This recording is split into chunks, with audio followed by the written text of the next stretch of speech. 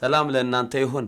ዛሬ የምናየው አንድ ሐሳብ ነው። እግዚአብሔር የተባረከ ይሁን። ከአንድ ወንድም የወጣ ጥያቄ ነው። እግዚአብሔር የተባረከ ይሁን። እሱ ምንድነው?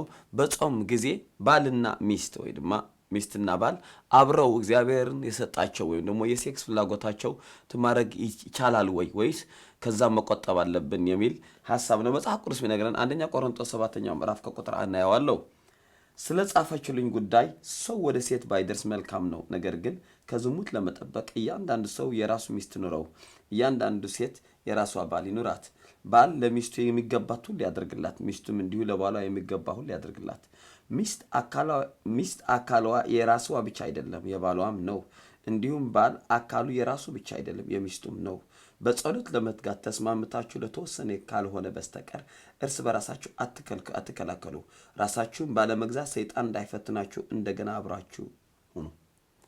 የሚገርማችሁ ነገር ይህ ቃል በሁለት ትርጉም አለ። ይሄ ለተወሰነ ጊዜ ለጸሎት ተለያዩ የሚል በአንዳንድ ትርጉሞች ላይ ጾማችሁ ተለያዩ የሚል ትርጉም ይኖረዋል። ይህ ማለት ጾም ጠቅላላ ከምግብ ብቻ ሳይሆን ለኛ በጣም ከሚያስፈልገን ነገር መለየትም የሚል ትርጉም ያለው ስለሆነ እዚህ ቦታ ግን የምናየው በጾም በስጋ ስንጾም በእግዚአብሔር ፊት ስንታይ ግን ከሚስቶቻችን ጋር ወይ ከባሎቻችን ጋር ቅዱሱ ስርዓት መፈጸም ወይ ደግሞ እርስ በራሳችን ያለ የስሜት እርስ በራሳችን ያለ የሴክስ ጉዳይ ያቆም የሚል ትርጉም የለውም። ብዙዎች እንዲህ ብለው ተርጉሞታል። እንደሱ ሐሳብ የለው። እንዲያው ጳውሎስ እንዳትፈተኑ ደግማችሁ ተገናኙ ነው ያለው።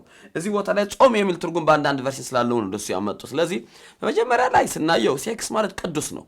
ቅዱስ ስርዓት ነው። እግዚአብሔር መክብብ 2ኛ ምዕራፍ ያስቀመጠው እግዚአብሔር እርስ በራሳችን ባልና ሚስት ወይ ድማ ሚስትና ባል እርስ በራሳቸው እንዲደሰቱ ያቆመው ስርዓት ነው። ሰይጣን ግን ያለ ጊዜው ያለ ቦታው ከጋብቻ በፊት ያለ ስርዓቱ ያለ አግባቡ ስላመጣው ብቻ ነው እርክሶት የሆነ።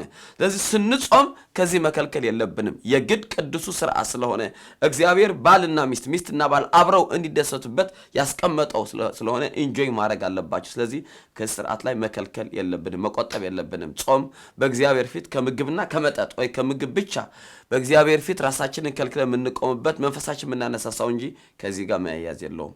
እግዚአብሔር ይባረካችሁ።